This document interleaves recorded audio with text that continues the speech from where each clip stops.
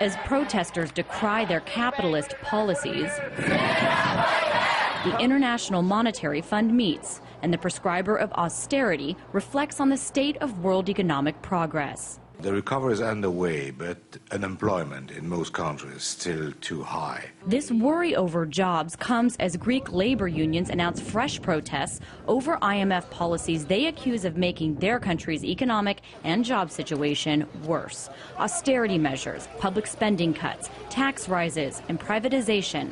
Part of the IMF doctrine for debt crisis management is now imposed on Greece, a policy that has been forced on many developing nations for decades. I think most Western policymakers think that it's just imposing tough love. Tough love marked by reliance on the free market and not on the role of the state, that critics like economist Gerald Epstein say hurt these countries and contributed to the financial meltdown, just as leaders of these institutions brace for another. We are one shock away from a full-blown crisis. The financial crisis taught us that prevention is better than cure. We cannot afford to forget that lesson. But a group of thinkers believe the curriculum is all wrong.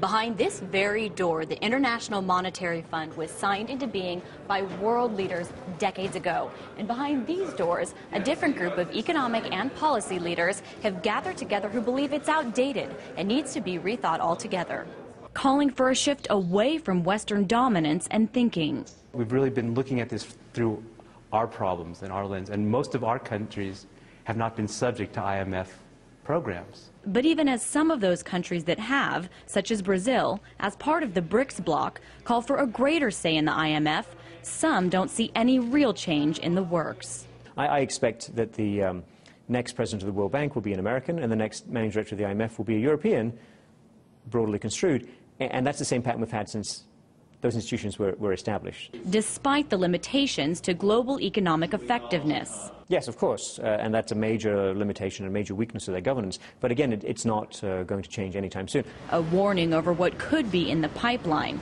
as the IMF talks austerity with Portugal to secure its debt crisis loan lifeline, and an economically strapped Egypt talks about getting billions in soft loans from the bank.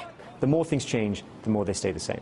Lauren Lister, RT, Washington and New Hampshire.